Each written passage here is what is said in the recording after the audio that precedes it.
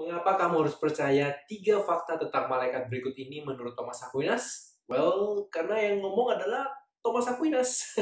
Salah satu julukannya adalah The Angelic Doctor, so it will be tough to argue with him.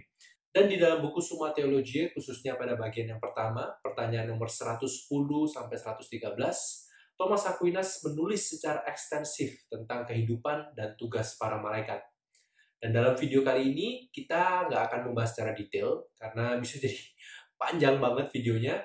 Akan tetapi kita akan melihat sedikit cuplikan informasi yang cukup agar kita bisa memahami apa saja peran malaikat di dalam hidup kita sehari-hari.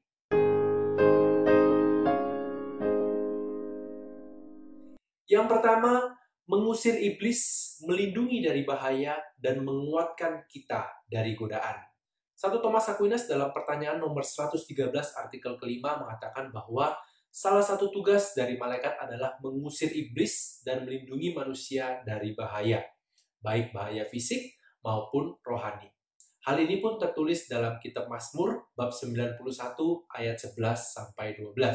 Selain itu, di dalam Kisah Para Rasul bab 12 juga dikisahkan bagaimana seorang malaikat menolong membebaskan Petrus dari penjara.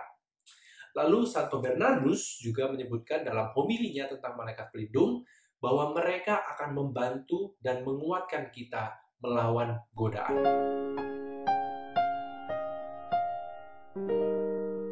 Yang kedua, mempengaruhi kehendak kita melalui panca indera dan imajinasi. Setelah poin yang pertama tadi, mungkin kamu akan bertanya, bagaimana caranya malaikat melindungi aku? Menurut Santo Thomas Aquinas, malaikat yang baik maupun yang jahat, si iblis, tidak memiliki kekuatan untuk merubah kehendak manusia, karena hanya Tuhan yang bisa. Lantas, para malaikat ini hanya bisa mempengaruhi kehendak kita melalui panca indera kita dan juga imajinasi kita. Contohnya, ketika malaikat Rafael mengambil rupa tubuh manusia dan datang mengunjungi Tobias, sehingga Tobias bisa melihat dan juga mendengarkannya. Lalu di dalam kisah Santo Yosef yang sedang tidur, dan dalam mimpinya atau imajinasinya, Santo Yosef mendapatkan pesan dari malaikat.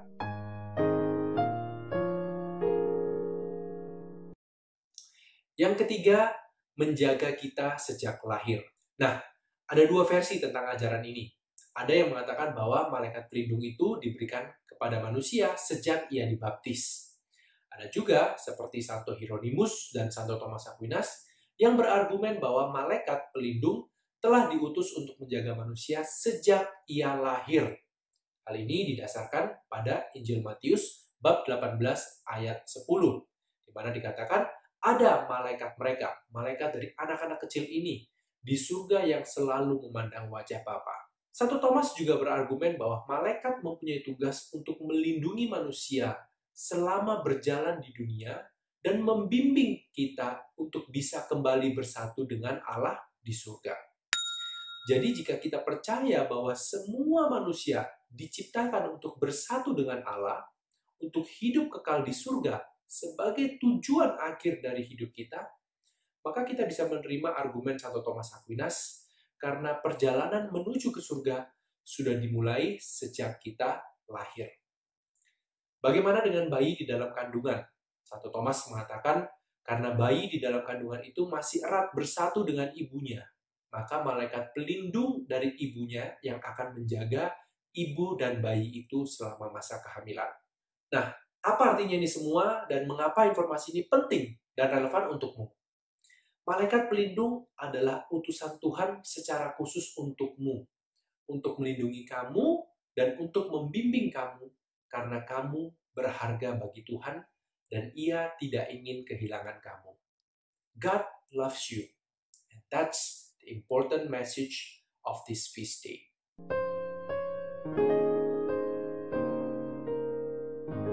Nah, apa fakta lainnya tentang malaikat pelindung yang kamu tahu? Atau jika kamu ada pertanyaan lain seputar malaikat pelindung, langsung aja tulis di bagian komen di bawah ini.